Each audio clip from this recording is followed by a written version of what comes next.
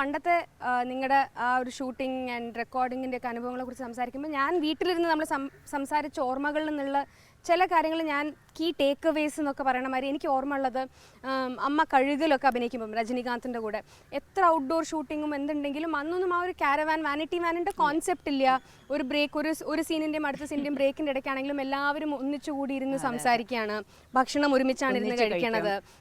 In fact Rajinikanth അന്ന് ഒരു super star ആയിക്കൊണ്ടിരിക്കുന്ന ഒരു സമയമാണ്. മുരട്ടുകാളയൊക്കെ കഴിഞ്ഞിട്ടാണോ? അദ്ദേഹം ബ്രേക്കിലൊക്കെ അവിടെ ഒരു ബെഞ്ചിലൊക്കെ കിടന്നുറങ്ങും. അല്ല ഇപ്പൊ ഈ അടുത്ത കാലത്ത് ഓർമ്മയുണ്ടോ നിനക്കെന്നറിയില്ല, ഞാൻ ഒരു വാട്സപ്പിൽ കിട്ടിയ ഒരു ഫോട്ടോ ആയിരുന്നു. പഴയ ഒരു സിനിമയുടെ ഷൂട്ടിങ്ങിന്റെ ഒരു ബ്രേക്കിൽ അന്നത്തെ സൂപ്പർ സ്റ്റാറായ പ്രേം നസീറും ഡയറക്ടർ കൃഷ്ണൻ നായർ സാറും ഒരു ബ്രേക്കിൽ അവരൊരു ബെഞ്ചിൽ ഇങ്ങനെ രണ്ടുപേരും അപ്പുറത്തും ഇങ്ങനെ കിടന്നിറങ്ങുന്ന ഒരു ഫോട്ടോ ഉണ്ട്. ആ ഫോട്ടോ കാണുമ്പോൾ നമുക്കറിയാം അന്നത്തെ ആ ഒരു സമയം, അന്ന് അവർ അത്രയും സൂപ്പർ സ്റ്റാർസ് ആണ്. പക്ഷെ അവര് അന്ന് തെറ്റാണെന്നുള്ളത് എനിക്കില്ല.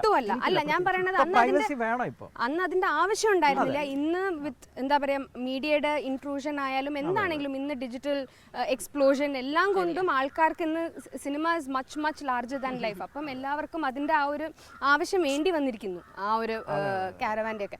അപ്പം പക്ഷേ എന്നാൽ പോലും ഇന്നും കമ്മ്യൂണിറ്റി ഫീലിംഗ് ഉണ്ട്. ഇന്നും ഇറ്റ്സ് എ കമ്മ്യൂണിറ്റി, ഒരു ഇൻഡസ്ട്രി, ഒരു ഫ്രട്ടേണിറ്റി ആയിട്ടാണ് നിങ്ങളെല്ലാവരും ഉള്ളതെങ്കിലും ഞാൻ ഒരിക്കലും അമ്മ തിരിച്ച് സിനിമയിൽ അഭിനയിക്കാൻ വന്നതിന് ശേഷമൊന്നും ഞാൻ അതിനെക്കുറിച്ച് അമ്മ ഒരു കുറ്റമായിട്ടോ നെഗറ്റീവായിട്ടോ പറഞ്ഞത് ഞാൻ കണ്ടിട്ടേ ഇല്ല. കാരണം അമ്മ എപ്പോഴും പെട്ടെന്ന് അഡാപ്റ്റ് ചെയ്യുന്ന ഒരു വ്യക്തിയാണ്. അമ്മ പണ്ടത്തെ ഒരു ബ്രേക്ക് കഴിഞ്ഞിട്ട് വന്നപ്പോൾ അമ്മ പുതിയ സ്റ്റൈൽ ഓഫ് ഫിലിം മേക്കിംഗ്, പുതിയ ടെക്നീഷ്യൻസിൻ്റെ കൂടെ, പുതിയ ആർട്ടിസ്റ്റിൻ്റെ കൂടെ വയ്ക്കുമ്പോൾ അമ്മ you want to learn, you want to adapt. അപ്പം എനിക്ക് അറിയാനുള്ളത് അമ്മ ഇപ്പോൾ അമ്മ തിരിച്ചു വന്നതിന് ശേഷം അമ്മ അഭിനയിച്ചിട്ടുള്ള ഇഷ്ടം പോലെ ആ ടെക്നീഷ്യൻസ് എല്ലാവരും അമ്മയ്ക്ക് എനിക്കറിയാം അമ്മയുടെ ഫേവറേറ്റ്സ് ആരൊക്കെയാണെന്ന്. അപ്പം അവരെ കുറിച്ച് അവരുടെ സ്റ്റൈൽ ഓഫ് അപ്രോച്ച്, അവരെങ്ങനെയാണ് സിനിമയെ കാണുന്നത്, അവരുടെ അടുത്ത് അമ്മ പഠിച്ചത് എന്തൊക്കെയാണ്? ഇപ്പോൾ ശരിക്കും പറയുകയാണെങ്കിൽ ഇപ്പോൾ സമീർ താഹിർ ആണെങ്കിലും ശരി, ജിത്തു ജോസഫ് ആണെങ്കിലും പിന്നെ വിനീഷ് ശ്രീനിവാസൻ, ഓരോരോ പാറ്റേൺ എല്ലാം ഒന്ന് തന്നെയാണ്. എല്ലാവർക്കും ഇപ്പൊ ബിഹേവ് ചെയ്താൽ മതി. നമ്മൾ വന്നിട്ട് അഭിനയം പോലെ തോന്നരുത്. നമ്മൾ നാച്ചുറൽ ആയിട്ട് എങ്ങനെ ഞാനും നീ എങ്ങനെയാ സംസാരിക്കുക, ഞാൻ അച്ഛനോട് എങ്ങനെ സംസാരിക്കണം, അങ്ങനത്തെ രീതിയിലാണ് അവർ എക്സ്പെക്ട് ചെയ്യുന്നത്. അപ്പൊ ജോമോൺ ആണെങ്കിലും ശരി, നമുക്ക് മേക്കപ്പ് ഒന്നും വേണ്ട. അതെ, ക്യാമറാമാൻ പുള്ളിക്കാണെങ്കിൽ മേക്കപ്പേ നമ്മൾ ഇടണ്ട. പക്ഷെ നമ്മൾ ഇനി ഭംഗിയിൽ കാണിക്കും മേക്കപ്പ് ഇടാണ്ട് തന്നെ. പക്ഷെ ടെക്നിക്കൽ വൈസ് ഒരുപാട് അവർക്കൊക്കെ ഒരു പാഷനാണ് ഈ സിനിമ പറയുന്നത്. അപ്പോൾ അങ്ങനത്തെ യങ്സ്റ്റേഴ്സിന്റെ കൂടെ വർക്ക് ചെയ്യുമ്പോൾ നമ്മളും ചെറുപ്പമാവണം, നമ്മളും കുറേ പഠിക്കുകയാണ്. നമ്മൾ ഇനിയും സ്റ്റുഡന്റ് ആണെന്ന് വിചാരിച്ചാലേ നമുക്ക് മുമ്പോട്ട് പോകാൻ പറ്റുള്ളൂ. അയ്യോ എനിക്കെല്ലാം അറിയാം, ഞാൻ വന്നിട്ട് എനിക്കെല്ലാം അറിയാം, ഇവരെന്താ ചെയ്യണമെന്ന് ആലോചിച്ച് കഴിഞ്ഞാൽ നമുക്ക് ഒന്നും ചെയ്യാൻ പറ്റില്ല. നമ്മൾ ഇനിയും പഠിച്ചുകൊണ്ടിരിക്കുകയാണ്. എത്ര നമ്മൾ പഠിക്കണം, ഇത് സമുദ്രമാണിത്, നമുക്ക് ഒന്നും പഠിച്ചിട്ടേ ഇല്ല ശരിക്കും. അപ്പൊ ഞാൻ പറയുകയാണെങ്കിൽ ഞാൻ പൃഥ്വിരാജിന്റെ അമ്മയായിട്ട് 2 പടം ചെയ്തു, ചോക്ലേറ്റും മെമ്മറീസും. ഇപ്പോഴും ജനങ്ങൾ കാണുമ്പോൾ എന്നെ പബ്ലിക്കിലെ കാണുമ്പോൾ പൃഥ്വിരാജിന്റെ അമ്മ എന്നാ പറയാ. ഞാൻ ഒരുപാട് പടങ്ങൾ അമ്മ 2 പടം ചെയ്തിട്ടില്ല. പക്ഷെ അവർ അത്രയും ഡീപ്പായിട്ട് പോയിട്ടുണ്ട്. എന്തോ അമ്മ എന്ന് പറഞ്ഞാൽ പൃഥ്വിരാജിന്റെ അമ്മ പറഞ്ഞാൽ ഞാനാണെന്നുള്ള ഒരു രീതിയിൽ. അപ്പോൾ ഞാൻ പൃഥ്വിരാജിന്റെ ഈ മെമ്മറീസ് അഭിനയിക്കുന്ന സമയത്ത് പൃഥ്വിരാജിന്റെ ഇതില് സിനിമ പറഞ്ഞ സിനിമ മാത്രമേ ഉള്ളൂ, ഒരു ശ്വാസമായിട്ട് ഞാൻ കണ്ടിട്ടുള്ള ഒരു വ്യക്തിയാണ്. അപ്പൊ സിനിമ അപ്പൊ അതെ, എന്റെ അടുത്ത് എപ്പോഴും പറയും, ചേച്ചി ഏതെങ്കിലും ഒരു തരത്തിൽ ഞാൻ സിനിമയിൽ ഉണ്ടാവും, എനിക്ക് അങ്ങനെയാണ് മോഹം. അപ്പൊ പുള്ളി പ്രൊഡ്യൂസർ ആയല്ലോ, അപ്പൊ അതായി ഡയറക്ടർ ആവാൻ അല്ല ഞാൻ പറയാ. അപ്പൊ അങ്ങനെ വരുന്ന സമയത്ത് രാവിലെ ഇപ്പൊ സീന് വന്നു വെക്കൂ, നമ്മളൊക്കെ റെഡിയായി വന്നു. പ്രത്യേക സീനുണ്ട്. എന്റെ 2ാമത്തെ മകൻ കല്യാണം കഴിഞ്ഞു പോവാണ്. ഏട്ടനായിട്ട് നല്ല ലോക്യത്തിലല്ല, ഏട്ടൻ ഡ്രഗ്സും ഒക്കെ ആയിട്ട് അഡിക്റ്റായി. അപ്പൊ ഏട്ടൻ എന്തായാലും കല്യാണത്തിന് വിളിക്കുന്നില്ല, അമ്മ എന്തായാലും കല്യാണത്തിന് വരണം എന്ന് പറയുന്ന ഒറ്റ ഷോട്ടാണ്, 2 ക്യാമറയാണ്. ഇതിങ്ങനെ ഇപ്പൊ ഓക്കെ റെഡി നോക്കാം പറഞ്ഞിട്ട് പൃഥ്വി എപ്പോഴും റെഡിയാണ്. എന്താ വെച്ചാൽ സ്ക്രിപ്റ്റ് മൈൻഡിലായി കഴിഞ്ഞു, ഫുൾ സ്ക്രിപ്റ്റ് വിത്ത് സീൻസ്, എല്ലാ ആർട്ടിസ്റ്റിന്റെ ഡയലോഗും വിത്ത് ഡയലോഗ്സ് റെഡിയാണ്. അയ്യോ, അപ്പൊ നമ്മളിങ്ങനെ ഇരുന്നിട്ട് ഓരോന്നും പറഞ്ഞുകൊണ്ട് വരുമ്പോ പൃഥ്വിരാജ് നടുവിൽ ഇങ്ങനെ ഇരിക്കുകയാണ് ടേബിളില്. ഞാനും മകനും കൂടി 2ാമത്തെ മകനും കൂടിയുള്ള ഒരു ഇതാണ് കോൺവെർസേഷൻ ആണ്. അതിൽ നോക്കുമ്പോ ഒരു സ്ഥലത്ത് ഞാൻ എന്തോ ഡയലോഗ് വിട്ടു, ഉടനെ പറയണു വനിത ചേച്ചി ആ സ്ഥലത്ത് ചേച്ചി ഇത് പറയണ്ടേന്ന്. അതിലാണെങ്കിൽ പൃഥ്വിക്ക് ആക്ച്വലി ഡയലോഗ്സ് ഇല്ല, ലാസ്റ്റ് മാത്രമേ പറയുള്ളൂ അവന്റെ ഇഷ്ടം പോലെ അമ്മ ചെയ്യും, ആ പറഞ്ഞിട്ട് പോകുന്ന ഡയലോഗാണ്. പക്ഷെ ഞാൻ പറയും എത്ര ശ്രദ്ധ, കോൺസെൻട്രേഷൻ. അതേ ഞാൻ അങ്ങനത്തെ ഒരു കാര്യത്തിൽ ഞാൻ എപ്പോഴും അപ്രീഷിയേറ്റ് ചെയ്യും. പിന്നെ അത് കഴിഞ്ഞ ഉടനെ പോയി ഇതിൽ നോക്കാം എങ്ങനെയുണ്ട്, എന്തുണ്ട്, ഏതുണ്ട്, പിന്നെ ലൈറ്റിംഗ് എങ്ങനെ, ക്യാമറ, എല്ലാറ്റിനെയും കുറിച്ച് ഉള്ള ഒരു അറിവ് അത് ഉണ്ടാക്കാൻ വേണ്ടിയിട്ട് ശ്രമിക്കുക. അത് ഞാൻ അത്ഭുതപ്പെട്ട ഒരു കാര്യമാണ്. നയൻതാരയുടെ പറയണമെങ്കിൽ നയൻതാരയുടെ അമ്മയായിട്ട് അഭിനയിച്ചിട്ടുണ്ട്. അപ്പൊ നയൻതാരയുടെ നമ്മളൊരു ലൊക്കേഷൻ ചേഞ്ച് ആയിരുന്നു തമിഴ് പടത്തില്. അപ്പൊ ഇപ്പൊ രാവിലെ ഒരു ലൊക്കേഷൻ കഴിഞ്ഞിട്ട് അടുത്ത ലൊക്കേഷനിലേക്ക് വരുമ്പോഴേക്കും കാരവൻ ഒക്കെ വന്നിട്ട് നമ്മുടെ കാരവൻ നമുക്കൊക്കെ ഇപ്പൊ കാരവൻ ഉണ്ടല്ലോ. അപ്പൊ എന്ന് വെച്ചാൽ പ്രൈവസിക്ക് വേണ്ടിയിട്ടാണ്. അപ്പോൾ അവിടെ വരുമ്പോൾ നയൻതാര ഓൾറെഡി എത്തിക്കഴിഞ്ഞു ലൊക്കേഷനിൽ. അപ്പോൾ നമ്മുടെ കാരവൻ വന്നുകൊണ്ടിരിക്കുകയാണ്. അപ്പോൾ ഞാൻ കസേരയിൽ അവിടെ ഇരിക്കണോ, ഇത് അവർ അതിൻ്റെ ഉള്ളിൽ നിന്ന് കണ്ടിട്ട് അമ്മ ഉള്ള കൊണ്ടും തൊക്കാത്തി വൈ അമ്മ വര സൊല്ല് പറഞ്ഞിട്ട് വിളിച്ചുകൊണ്ടേ ഇരിക്കണം. അപ്പോൾ അവരുടെ ഉള്ളിലും അങ്ങനത്തെ ഒരു നന്മ ഉണ്ട് എന്ന് ഞാൻ പറയാം. നമ്മൾ കാണുമ്പോൾ എല്ലാവരും അങ്ങനെ പുതിയ തലമുറയെ ഒറ്റയടിക്ക് ചീത്ത പറയേണ്ട വിനീത് ശ്രീനിവാസൻ സംസാരിക്കുന്നതേ നമുക്ക് വന്നിട്ട് ചേച്ചി റെഡി ഷോട്ട് അങ്ങനെയാണ് പറയാ. എല്ലാ കുട്ടികളും ഞാൻ ഇപ്പോഴത്തെ ജനറേഷൻ മുഴുവൻ ഞാൻ അങ്ങനെ പറയുകയാണെങ്കിൽ ലിസ്റ്റ് ഒരുപാട്. അങ്ങനെ നമ്മൾ സാറിന് പൊതുവേ നമ്മൾ പഴയ ആൾക്കാർക്ക് ഒരു ശീലമുണ്ട്, അന്നത്തെ കാലത്ത് അതെല്ലാം ഭയങ്കര ഗംഭീരമായിരുന്നു, ഇന്നൊന്നും പോരാ എന്നൊക്കെ പറയുന്നത്. അത് അങ്ങനെ മൊത്തത്തിൽ ഒറ്റ അടിക്കാൻ അടിച്ചു പറയുന്നത് ശരിയല്ല എന്നുള്ള അഭിപ്രായം എനിക്കാണ്. ഞാനും അടുത്ത കാലത്ത് 1-2 ചെറിയ ക്യാരക്ടേഴ്സ് ഒക്കെ ചെയ്ത സമയത്ത് ശബരീഷ് വർമ്മ എന്നൊക്കെ പറഞ്ഞിട്ട് നമ്മുടെ പ്രേമത്തിലൊക്കെയുള്ള ആ കുട്ടികളൊക്കെ എൻ്റെ അടുത്ത് അവരുടെ പെടാത്തൊരു കിഴവനാണെന്ന് വെച്ചിട്ട് വേണമെങ്കിൽ എന്നെ ഒഴിവാക്കി വിടാം. പക്ഷെ അങ്ങനെയല്ല, അവരെന്നെ അവരുടെ കൂടെ കൂട്ടി ഞങ്ങൾ വളരെ കമ്പനി അടിച്ചുകൊണ്ടിരുന്നു എന്നുള്ളതാണ് എൻ്റെ രസം. അല്ല ഇപ്പോൾ പണ്ട് വന്നിട്ട് ഇപ്പൊ ബാലചന്ദ്ര സാറിന്റെ സിനിമയിലൊക്കെ സിനിമയാണെങ്കിലും ഞാൻ തിരിച്ചു വരുമ്പോ ടെലിഫിലിം ഒക്കെ ചെയ്ത സമയത്ത് സാറിന് വന്നിട്ട് ഈ പ്രോംപ്റ്റിംഗ് ഇഷ്ടമല്ല. പക്ഷെ മലയാളത്തിൽ പ്രോംപ്റ്റിംഗ് ഇപ്പം കുറവാണ്. പ്രോംപ്റ്റിംഗ് ഇഷ്ടമല്ല. അപ്പൊ സാറ് പറയും രാവിലെ സാർ അവിടെ ഇരിക്കും, ചുറ്റുമുള്ള ക്യാരക്ടേഴ്സ് എന്താ ആ സീനിലുള്ളവരെന്ന് വെച്ചാൽ അവരെല്ലാവരും കൂടി ഇരിക്കുക, ഒരാൾ ഡയലോഗ് പറഞ്ഞ അടുത്ത ആൾ 7 പേജായിരിക്കും 8 പേജായിരിക്കും. അത് കഴിഞ്ഞിട്ട് ഒരു 4 പ്രാവശ്യം വിത്ത് മൂവ്മെന്റ് റിഹേഴ്സൽ ചെയ്യും. പിന്നെ ടേക്ക് നമ്മുടെ 2 ക്യാമറ ഉണ്ടാവും, നമ്മുടെ ക്ലോസപ്പും എന്താന്ന് വെച്ചാൽ അത് ഫോളോ ചെയ്യും നമ്മളെ. അപ്പൊ വരുന്ന ഈ ശബ്ദങ്ങളൊക്കെ ഇല്ലേ വളരെ നാച്ചുറൽ ആയിട്ട്. അപ്പൊ ഞാനിപ്പോ ഞാൻ ശ്യാമപ്രസാദിന്റെ പടം ഞാനും കുറച്ച് ദിവസമായി അതന്നെ. അതിപ്പോ ഇപ്പോഴത്തെ തിരിച്ചു വന്ന ശേഷമുള്ള സിനിമകളെ കുറിച്ച് ഞാൻ പറയാം. അപ്പൊ അതിലും അങ്ങനെ തന്നെയാണ്. ശ്യാമ പറഞ്ഞു രാവിലെ പ്രോംപ്റ്റിംഗ് ഇല്ല, ലൈവായിട്ട് റെക്കോർഡ് ചെയ്യാണ്. അപ്പൊ ഡയലോഗ് കാണാപാഠം പഠിക്കാതെ നിവൃത്തിയില്ല. അപ്പൊ ആ സമയത്ത് ഞാൻ ശ്യാമിനോട് പറഞ്ഞു, ശ്യാം നമുക്ക് എനിക്കിന്ന് ശബ്ദം കുറച്ച് അടച്ചിട്ടുണ്ട്, ഞാൻ മാത്രം വേണമെങ്കിൽ കുറച്ച് കഴിഞ്ഞിരുന്നു പിന്നെ 2 ദിവസം കഴിഞ്ഞ് ഒന്ന് ഡബ് ചെയ്തൂടെ. വേണ്ട ഡയലോഗ് പഠിച്ചിട്ട് പറഞ്ഞാൽ മതി, ഉള്ള ശബ്ദം കിട്ടിയാൽ മതി. അപ്പോൾ ശ്യാമിന്റെ ഒരു അഭിപ്രായം, ശ്യാം വളരെ ഓപ്പൺ ആയിട്ട് പറഞ്ഞു, ഇത്രയും പൈസ വാങ്ങുന്ന ആർട്ടിസ്റ്റുകൾ ആ ഒരു ഡയലോഗ് കാണാപാഠം പഠിക്കുക എന്നുള്ള അതുപോലും ചെയ്തില്ലെങ്കിൽ പിന്നെ എന്തിനൊക്കെ ആർട്ടിസ്റ്റുകളായിട്ട് വരുന്നത് എന്നൊരു വളരെ വളരെ ജെന്യുവൻ ആയിട്ടുള്ള ഒരു ക്വസ്റ്റ്യൻ ശ്യാമപ്രസാദിന്റെ ഉണ്ടായി. ഭയങ്കര ഓപ്പൺ ആയിട്ട് സംസാരിച്ച് വരുമ്പോഴേക്കും നമ്മൾ അതിലായി പോവും. നമ്മൾ 4-5 പ്രാവശ്യം നമ്മൾ നോക്കല്ലേ, അപ്പൊ നമ്മൾ ഇതായിട്ടായിപ്പോ നമ്മൾ മൈൻഡിലായിപ്പോ. അപ്പൊ ഞാൻ പറയാമെന്ന് വെച്ചാൽ പൃഥ്വിരാജൊക്കെ ഞാൻ പറയാ പാഷനാണ് അവരുടെ സിനിമ. അവര് അതിൽ തന്നെ ആയിപ്പോ എല്ലാവരുടെ ഡയലോഗ്സും ബൈഹാർട്ട് ചെയ്യണമെന്നുണ്ടെങ്കിൽ അപ്പൊ ആ സബ്ജക്ട് തന്നെ അവരുടെ മൈൻഡിലായിപ്പോയി. അതാണ് നമ്മൾ കുറെ പോസിറ്റീവ് ആയിട്ടുള്ള അപ്രോച്ച് ഇപ്പൊ നമ്മൾ കാണുന്നത്. അമ്മ സിനിമയിൽ നിന്ന് ബ്രേക്ക് എടുക്കുന്നതിന് മുന്നേ, സിനിമയിൽ ബ്രേക്ക് എടുക്കുന്ന വരെ അമ്മ അഭിനയിച്ചിട്ടുള്ളത് അധികവും കോമഡി ക്യാരക്ടേഴ്സ് ആണ്, ഒരു കോമഡി ട്രേസ് ഉള്ള ക്യാരക്ടേഴ്സ് ആണ്. എന്നിട്ട് അമ്മ ബ്രേക്ക് എടുത്തിട്ട് തിരിച്ചു വന്നപ്പം എനിക്കറിയാം, ഞാൻ അമ്മയായിട്ട് വീട്ടിൽ സംസാരിച്ചിട്ടുള്ളതുകൊണ്ട് എനിക്കറിയാം അമ്മ ഏറ്റവും അധികം മിസ് ചെയ്തത് കോമിക്കൽ ടൈമിങ്.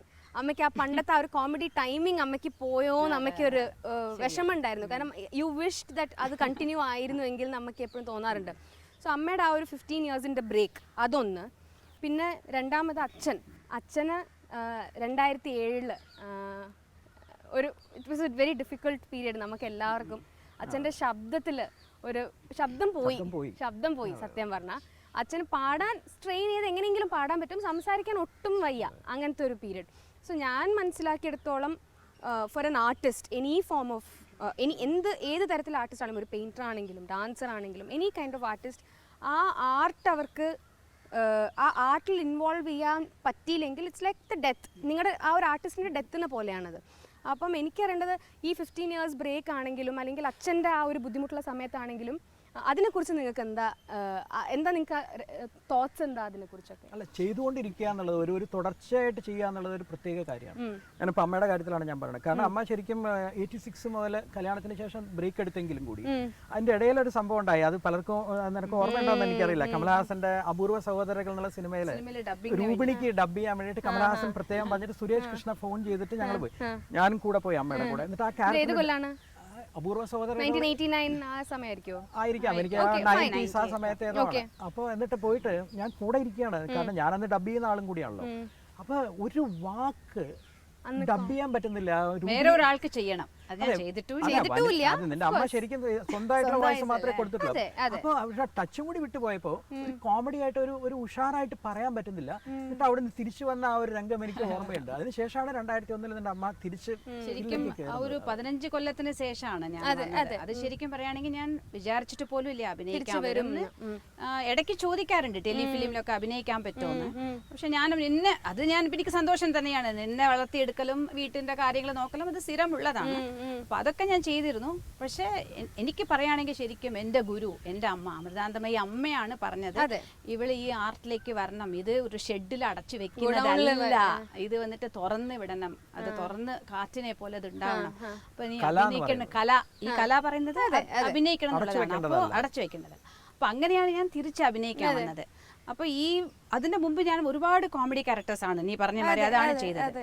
അപ്പൊ തിരിച്ചു വന്നപ്പോ എനിക്ക് തോന്നിയത് എന്താന്ന് വെച്ചാ ഈ കോമഡി ടൈമിങ് എനിക്ക് ഇല്ലാണ്ടായോ, ഹ്യൂമർ ചെയ്യുമ്പോ എനിക്കത് പോവാൻ തുടങ്ങിയോ, അതിന്റെ ഒരു സങ്കടം എനിക്ക് ഉണ്ടായിരുന്നു. അപ്പൊ ഞാൻ വൈജി മഹേന്ദ്രത്തെ ഇടയ്ക്കിടയ്ക്ക് സംസാരിക്കാറുണ്ട്. അപ്പോൾ അത് പറയും അത് ഒട്ടും പോയിട്ടില്ല. പക്ഷെ എന്നെ ഈ കോമഡിയിലേക്ക് കൊണ്ടുവന്നത് വൈജി മഹേന്ദ്രൻ ആൻഡ് കമലഹാസനാണ്. അപ്പോൾ ഈ മനോരമ ആർട്ടിസ്റ്റ് മനോരമ ഇല്ലേ തമിഴിലത്തെ ഗ്രേറ്റ്, അവരുടെ വഴിയിൽ ആരും ഇല്ല. അപ്പൊ നീ ആ വഴി എടുക്കണം എന്ന് പറഞ്ഞിട്ട് അങ്ങനെ ഞാൻ വന്നതാണ്. എനിക്ക് ടൈമിങ്സ് ഉണ്ടായിരുന്നതുകൊണ്ട്. പക്ഷെ എനിക്കത് ഇല്ലാണ്ടായപ്പോ എനിക്ക് സങ്കടം വന്നു. പക്ഷെ ഞാനിപ്പോ അതിനൊന്നിട്ട് റിഗ്രറ്റ് ചെയ്താലും പക്ഷെ ഞാൻ നിന്റെ കാര്യം ഫാമിലി കാര്യം നോക്കിയിരുന്നു. പക്ഷെ ഇപ്പോഴത്തെ ജനറേഷന്റെ കാര്യം പറയുകയാണെങ്കിൽ ഞാൻ ഭയങ്കര പ്രൗഡാണ്. എന്താന്ന് വെച്ചാൽ അവര് വിചാരിക്കുന്ന കാര്യങ്ങളും ചെയ്യേണ്ട ജോലിയും എടുക്കുന്നുണ്ട്. രണ്ടും ഒരേ രീതിയിൽ കൊണ്ടുപോകുന്നത് കാണുമ്പോൾ നമുക്ക് വളരെ സന്തോഷമാണ്. തെറ്റിദ്ധാരണയായിരുന്നു അന്ന് അമ്മക്ക്, എനിക്ക് ചിലപ്പം ഫാമിലിയും എന്റെ കരിയറും ഒന്നിച്ച് കൊണ്ടുപോകാൻ പറ്റില്ല എന്നുള്ളൊരു തെറ്റിദ്ധാരണ ഉണ്ടായിരുന്നു. എനിക്ക് ഒന്നിച്ച് കൊണ്ടുപോകാമായിരുന്നു ഞാനും വിചാരിച്ചിരുന്നത്. അപ്പൊ എനിക്കത് ആ 15 കൊല്ലം അത് എന്നെ വിട്ടു പോയിണ്ടാവില്ലല്ലോ എന്ന്. പക്ഷെ ആ കല എല്ലാവർക്കും ഒന്നും കിട്ടുന്നില്ലല്ലോ. എല്ലാവരും ആക്ടേഴ്സ് ഒന്നുമല്ലല്ലോ ജനിക്കുന്നവരെ. കുറച്ച് പേരല്ലേ ഈശ്വരൻ ഇവര് ആക്ടറാണ്, ഇവർ സിംഗറാണ്, അങ്ങനെ ഇവര് പെയിന്ററാണ്, ഇങ്ങനെ ഓരോരുത്തരും സെലക്ട് ചെയ്യുന്നത്. അപ്പൊ അത് ഇല്ലാണ്ടാവുമ്പോ അതൊരു മനസ്സിന് വിഷമം തന്നെയാണ്. അപ്പൊ തിരിച്ചു വരുമ്പോ എത്രയും മാക്സിമം നമ്മളെ കൊണ്ട് വർക്ക് ചെയ്യാൻ പറ്റും. അതുകൊണ്ടാണ് എനിക്ക് അഡാപ്റ്റ് ചെയ്ത് പോവാൻ പറ്റുന്നത് ഇവരോടൊക്കെ. അതാണ് ഞാനും കൂടി ചെറിയൊരു കുറ്റവാളിയാണെന്ന് പറയാൻ വേണമെങ്കിൽ അമ്മ 86 അഭിനയം നിർത്തിയത് കംപ്ലൈന്റ് ഉണ്ടല്ലേ. എനിക്കൊന്നും ചെയ്യാൻ നിവൃത്തിയില്ല, കാലം കഴിഞ്ഞു പോയി. അച്ഛന്റെ ഈ ഇതിന്റെ ശബ്ദത്തിന്റെ തന്നെയാണ്. എന്റെ ശബ്ദം പോയത് 2007 പോയി. പെട്ടെന്ന് TV പ്രോഗ്രാം ചെയ്തുകൊണ്ടിരിക്കുമ്പോഴാണ്, നമ്മൾ അമൃത TV ശ്രുതിലയം ചെയ്തുകൊണ്ടിരിക്കുമ്പോഴാണ് എനിക്ക് പെട്ടെന്ന് ശബ്ദം പോയത്. ശബ്ദം പോവാന്ന് പറഞ്ഞാൽ സത്യത്തിൽ നീ പറഞ്ഞ മാതിരിയാണ്, മരണം പോലെയാണ്. ഞാൻ സത്യത്തിൽ നിങ്ങൾ ആരോടും പറഞ്ഞിട്ടില്ല, ഞാൻ സത്യത്തിൽ ആ സമയത്ത് ചിന്തിച്ചിട്ട് പോലും ഉണ്ട്. കാരണം എനിക്ക് ശബ്ദം പോലും വരുന്നില്ല. ഞാൻ എന്തിനാ ജീവിച്ചിരുന്നിട്ട് കാര്യം, വളരെ സീരിയസ് ആയിട്ട് ആലോചിച്ചിട്ടുണ്ട്. ആരോടും ഇതുവരെ പറയാത്ത കാര്യമാണത്. അപ്പോൾ എനിക്ക്, കാരണം നമ്മൾ ആ സമയത്ത് ഒരാളോട് ഫോണിൽ സംസാരിക്കുമ്പോൾ എന്തെങ്കിലും ഒരു കാര്യം പറയുമ്പോൾ അവർ വിചാരിക്കുന്നത് നമ്മൾക്ക് ശബ്ദമില്ല. അപ്പം നമ്മൾ ഇവർ കേൾക്കാൻ വേണ്ടിയിട്ട് ഒച്ചയിട്ട് സംസാരിക്കുമ്പോൾ അവർ വിചാരിക്കുന്നത്, അപ്പുറത്ത് കേൾക്കുന്ന ആൾ വിചാരിക്കുന്നത് ഞാനെന്തോ ചൂടാവുകയാണെന്ന്. നിങ്ങളെന്താ മനുഷ്യ ചൂടാവുന്നത് എൻ്റെ അടുത്ത് ഒരാൾ ചോദിച്ചിട്ടുണ്ട്, ഒരു മഹാനായ വ്യക്തി ചോദിച്ചിട്ടുണ്ട് എൻ്റെ അടുത്ത്. അപ്പം ഞാൻ പറഞ്ഞു, ഇല്ല സാർ, എനിക്ക് ശബ്ദമില്ലാത്തതുകൊണ്ടാണ്, ഞാൻ കേൾക്കാൻ വേണ്ടിയിട്ട്, നിങ്ങൾക്ക് കേൾക്കാൻ വേണ്ടിയിട്ട് ഞാൻ ഒച്ചയിട്ട്. ഓ അങ്ങനെയാണോ? അപ്പം നമ്മുടെ അത്രയും ഗതികെട്ട സമയമായിരുന്നു സത്യത്തിൽ.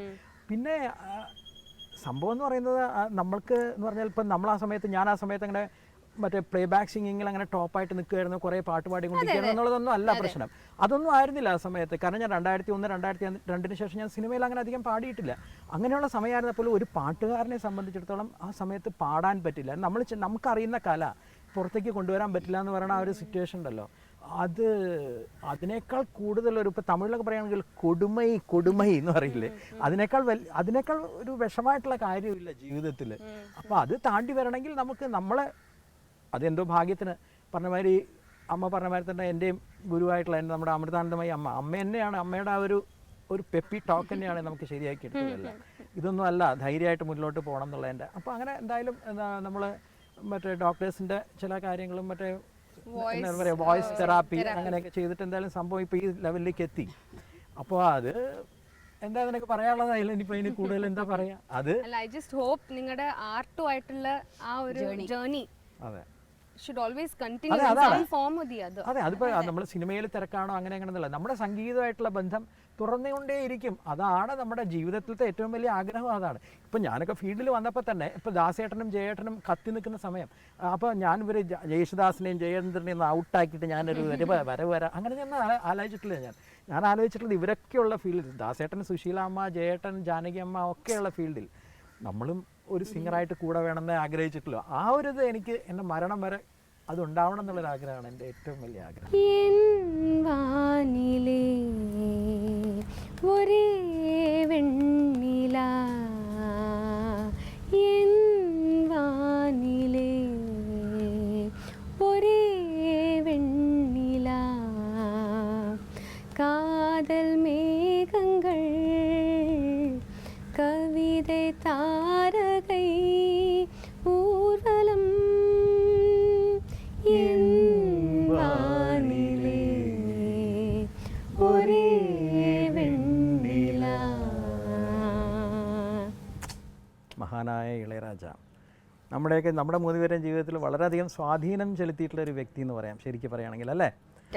ശരിക്കും ഇപ്പോൾ ഈ പാടിയ പാട്ട് തന്നെ ജെൻസി എന്നുള്ള സിംഗർ പാടിയതാണ്. അപ്പോൾ ശരിക്കും നോക്കുകയാണെങ്കിൽ ഇപ്പോൾ കേരളത്തിനെ സംബന്ധിച്ച് നോക്കുകയാണെങ്കിലും മലയാളത്തിൽ നിന്നുള്ള എത്ര സിംഗേഴ്സിനാണ് അദ്ദേഹം തമിഴിൽ അവസരം കൊടുത്തിട്ടുള്ളതെന്ന് അറിയാം. ഇപ്പോൾ സുജാത, ജെൻസി, എത്ര പേര്, എനിക്ക് എത്ര പേര്, ചിത്ര, നമുക്ക് എന്തിനാ നമ്മൾക്ക് ഏറ്റവും വലിയ ഉദാഹരണം ചിത്ര. അപ്പോൾ അങ്ങനെ കൊടുത്തില്ല. അപ്പോൾ നമുക്ക് എന്താണെന്നല്ല, നമുക്ക് ദേവരാജ മാഷിനെയും ദക്ഷിണാമൂർത്തി സ്വാമിയും എം എസ് വിശ്വനാഥിൻ്റെ എല്ലാവരുടെ പാട്ടുകളും നമുക്ക് ഇഷ്ടമാണ്. എങ്കിലും നമ്മുടെ ലൈഫിൽ നമ്മൾ പ്രത്യേകിച്ച് ഉപയോഗിച്ചിരുന്ന രാജാ സാറിന്റെ പാട്ടുകളാണ് യാത്രകളിലല്ലേ? അല്ല, അമ്മൂന് ഓർമ്മയുണ്ടോ അതൊക്കെ? നിലമ്പൂർക്ക് സമ്മർ വെക്കേഷന് നമ്മൾ കാറിൽ പോകുമ്പോൾ എപ്പോഴും 4-5 ടേപ്സ് ഉണ്ടാവും, ഡിഫറെന്റ് പ്ലേലിസ്റ്റ്, ഓരോന്നിലും ഓരോരോ കാലഘട്ടത്തിന്റെ പാട്ടും ഒക്കെ. ചിലപ്പം അടിപൊളി രാജാ സാറിന്റെ പാട്ടാണെങ്കിലും അതിൽ എവിടേക്കോ ഒരു മെലഡി. രാജാ സാറിന്റെ പ്രത്യേകത അടിച്ചു പൊളിച്ചാലും കൂടി അതിന്റെ ഉള്ളിൽ കൂടി അണ്ടർ കറന്റ് ഒരു മെലഡി ഉണ്ടാവും. അത് വിട്ട് കളിക്കുമ്പോഴാണ് നമുക്ക് അടിപൊളിയോട് താല്പര്യം തോന്നാറ്. ഇൻഫാക്ട് എനിക്ക് എപ്പോഴും തോന്നിയിട്ടുണ്ട് ആർട്ട് ഒന്നാണ്, പക്ഷെ അതിലുള്ള വ്യക്തികള് വേറെയാണ്. നമ്മൾ അവരുടെ ആർട്ടിനെയാണ് കൂടുതൽ സ്നേഹിക്കുന്നത്, അവരിന്നുള്ള വ്യക്തിയോ അവരിന്നുള്ള വ്യക്തിയുടെ പേഴ്സണൽ ലൈഫിനോ ഒന്നും അല്ല എന്നൊക്കെ ഞാൻ വാചകം അടിച്ചിട്ടും കഴിഞ്ഞ കൊല്ലം ഇത്രയും വർഷത്തിന് ശേഷം എനിക്ക് ആക്സിഡന്റലി നമുക്ക് ഇളയരാജയെ കാണാനുള്ള ഒരു അവസരം കിട്ടിയല്ലോ. എനിക്കിപ്പോഴും ഓർമ്മയുണ്ട്. അത് ഇന്ന് നമ്മൾ പ്രതീക്ഷിക്കാതെ ഇന്ന് നമ്മൾ രാജാസാറിനെ കാണും എന്ന് അറിഞ്ഞ നിമിഷം തൊട്ട് ഞാൻ അറിയാതെ എനിക്കിങ്ങനെ കരച്ചിൽ വരികയാണ്. എൻ്റെ മനസ്സിൽ മൊത്തം നമ്മുടെ സ്കൂൾ ഡേയ്സും എൻ്റെ സ്കൂൾ ഡേയ്സും നമ്മുടെ ഈ യാത്രയും നമ്മുടെ മദ്രാസിലെ ലൈഫും ഒരുപാട് ഓർമ്മകൾ. കാരണം എല്ലാ ഗുഡ് ആൻഡ് ബാഡ് മെമ്മറീസിലും രാജാസാറിന്റെ മ്യൂസിക് എങ്ങനെയെങ്കിലും നമുക്ക് it has been a part of our lives. And എനിക്കിപ്പോഴും ഓർമ്മയുണ്ട് പ്രസാദ് സ്റ്റുഡിയോയിൽ നമ്മൾ അന്ന് എത്തിയിട്ട് ആ പ്രസാദ് സ്റ്റുഡിയോയിൽ ഞാൻ രാജാസാറിനെ കാണുന്നവരെ ഇരുന്ന് ആ ഒരു 10 മിനിറ്റ് ആ സ്റ്റുഡിയോയിൽ ഞാൻ സ്റ്റുഡിയോയിൽ ഇങ്ങനെ നോക്കി ഞാൻ കരയുക. കാരണം ഇവിടെ എന്തൊക്കെ ഗ്രേറ്റ് കോമ്പോസിഷൻസ് അവിടെ ജനിച്ച് പുറത്ത് വന്നിട്ടുള്ളത്. അപ്പൊ എന്തൊക്കെ എത്രയോ great musicians have been in that room and I am standing in the same room. അന്നും അമ്മു ഞാനും പോകുന്ന സമയത്ത് അന്ന് രാജാസാറിന്റെ വലിയ പാട്ടുകളിലൊക്കെ വായിച്ചിട്ടുള്ള കുറെ പേര് അവിടെ നിൽക്കുന്നുണ്ടായിരുന്നു. പുരുഷോത്തമൻ, നെപ്പോളിയൻ, പലരും എന്തൊക്കെ നമ്മൾ. എന്നിട്ട് അവസാനം നമ്മൾ രാജാ സാറിനെ കണ്ടു. ആകെ നമ്മൾ ഒരു 5 മിനിറ്റേ നമ്മൾ ആ സമയം ചെലവഴിച്ചുള്ളൂ. ഞാൻ വായ തുറന്നിട്ടേ ഇല്ല. കാരണം എനിക്ക് ഇത്രയൊക്കെ പറഞ്ഞിട്ടും ഞാൻ ആ വ്യക്തിയെ കണ്ടപ്പം എൻ്റെ വായ അടഞ്ഞു പോയി. എനിക്കിപ്പോഴും ഓർമ്മയുണ്ട്, ഞാൻ ഇങ്ങനെ കൈയും വെച്ചിട്ട് ഞാൻ ഇങ്ങനെ കരഞ്ഞോണ്ടിരിക്കുക. അദ്ദേഹം ചോദിക്കുകയും ചെയ്തു എന്താണ് അമൃതം വർഷിക്കരിയാന്ന് ചോദിച്ചു. അമൃത വർഷിണി എന്നാണ് പേര്. അമൃതം വർഷിച്ചുകൊണ്ടിരിക്കുകയാണോ? എനിക്ക് എന്റെ ഓർമ്മയിൽ എനിക്ക് ആകെ ഒറ്റൊരു കാര്യം ഞാൻ എങ്ങനെയൊക്കെയോ ബ്ലേർട്ടഡ്, അത് മാത്രം എനിക്ക് ഓർമ്മയുണ്ട്. നിങ്ങൾ ഞങ്ങൾ ആരെങ്കിലും അച്ഛനെന്നും ഓർക്കുന്നുണ്ടോ ഒന്നും എനിക്കറിയില്ല. എനിക്കറിയാം സാറ് എന്റെ അച്ഛനെ ഓർക്കുന്നുണ്ടോ എന്നുള്ള കാര്യം എനിക്കറിയില്ല. പക്ഷെ എന്റെ അച്ഛനും ഞങ്ങളെല്ലാവരും സാറിനെ പറ്റി പറയാത്ത ഒരു ദിവസം പോലും ഇല്ല എന്നുള്ളത് അമ്മു പറഞ്ഞു. ഞാൻ തന്നെ അന്തം വിട്ടു പോയി. ഞാൻ ഇത്രയും ധൈര്യമായിട്ട് രാജാ സാറിന്റെ അടുത്ത് സംസാരിച്ചിട്ടില്ല അത്രയും കാലം. എന്നിട്ട് സുബയ്യ ചോദിച്ചൊരു കാര്യം, ഇളയരാജയുടെ മാനേജർ സുബയ്യ ചോദിച്ചൊരു കാര്യം ഓർമ്മയുണ്ടോ? ഒരു ഫോട്ടോ എടുക്കട്ടെ എന്ന് ചോദിച്ചില്ലേ? അപ്പൊ എന്താ നീ പറഞ്ഞ? ഫോട്ടോ വേണ്ടാന്ന് ഞാൻ പറഞ്ഞു. കാരണം എനിക്ക് ഇപ്പോൾ ആരെങ്കിലും പറയുമോ അങ്ങനെ ഇളയരാജ സാറിന്റെ കൂടെ ഒരു ഫോട്ടോ എടുക്കട്ടെ എന്ന് വെച്ചാൽ വേണ്ടെന്ന് പലരും പറയും. എനിക്കെന്തായാലും എനിക്കിപ്പോഴും അറിയില്ല. എനിക്കിപ്പോഴും അതിൽ റിഗ്രറ്റ് ഇല്ല. ആ വ്യക്തിയുടെ മുന്നിൽ ഞാൻ അത്രയും വൾണറബിൾ ആയി വീക്കായി കരഞ്ഞാലും എനിക്ക് ഫോട്ടോ വേണമെന്ന് ചോദിച്ചപ്പോൾ എനിക്ക് ഫോട്ടോ വേണ്ടിയിരുന്നില്ല. ഇളയരാജയുടെ വ്യക്തിയായിട്ട് എനിക്ക് ഫോട്ടോ വേണ്ടിയിരുന്നില്ല. കാരണം പുള്ളിയുടെ മ്യൂസിക് ആയിട്ടൊക്കെ ഞാൻ അതെങ്ങനെയാ ഞാൻ ഫോട്ടോ എടുക്കുക, ആർട്ടായിട്ട് ഞാൻ എങ്ങനെയാ ഫോട്ടോ എടുക്കുക എന്നുള്ള കോൺസെപ്റ്റ് ആയിരുന്നു. എനിക്ക് ഫോട്ടോ വേണ്ടാന്നായി പോയി. എന്തായാലും നീ പറയുന്നത് വളരെ ഇൻട്രസ്റ്റിംഗ് ആയിട്ടുണ്ട് ഈ കാര്യങ്ങളൊക്കെ. നമുക്ക് ഈ ഇങ്ങനത്തെ ഈ ഇൻട്രസ്റ്റിംഗ് ആയിട്ടുള്ള കാര്യങ്ങൾ, കാരണം സാധാരണ ഒരാൾ പറയുന്ന ഒരു രീതിയിലല്ല നീ പല കാര്യങ്ങളും നീ കാണുന്നത് എന്നുള്ളതാണ് എൻ്റെ ഒരു അഭിപ്രായം. സത്യമായിട്ടും അല്ല. ഇപ്പം ഞാനാണെങ്കിൽ രാജസ്ഥാനിന്റെ കൂടെ ഒരു ഫോട്ടോ എടുക്കാന്നേ പറഞ്ഞിട്ടുണ്ടാവുള്ളൂ. പക്ഷെ നീ അതിനെ വേറൊരു എന്താ പറയാ, നിന്റെ ഒരു വ്യൂ പോയിന്റ് വേറെയായിരുന്നു അതിനെപ്പറ്റി നീ കണ്ടത്. അദ്ദേഹത്തിന്റെ പാട്ടിന്റെ കൂടെ ഉണ്ടല്ലോ, അതിനെങ്ങനെ ഫോട്ടോ എടുക്കാന്നാണ് ചോദിച്ചത്. നമുക്ക് ഈ രീതിയിലുള്ള സംസാരങ്ങൾ നമുക്ക് തുടർന്ന് പോയാൽ എന്താ? നമ്മുടെ പ്രേക്ഷകർക്ക് വേണ്ടിയിട്ട് അമൃത ടിവിയിൽ സിനിമയെ കുറിച്ചും പാട്ടിനെ കുറിച്ചും സിനിമയെക്കുറിച്ച് പാട്ടുകളായിരിക്കും അതിൽ ഇമ്പോർട്ടൻസ്. നമ്മുടെ പാട്ടുകളിൽ കൂടെയുള്ള ഒരു ജേണി ആയിരിക്കും അധികം. അത് ഓരോ ദിവസം നമുക്ക് ഓരോ ആഴ്ചയിലും ഒരു പ്രാവശ്യം വന്നിട്ട് നമുക്കിങ്ങനെ വളരെ ഇൻട്രസ്റ്റിംഗ് ആയിട്ട് പാട്ടുകളുടെ ഉള്ളിൽ കൂടെയുള്ള ഒരു ജേണി. നമ്മുടെ വീട്ടിൽ നമ്മൾ സംസാരിക്കാറില്ല അതുപോലെ. പിന്നെന്താ എന്ത് പറയണോ Let's do it. Let's do it. Let's do it. അല്ലേ? ചെയ്ത് കളയാം.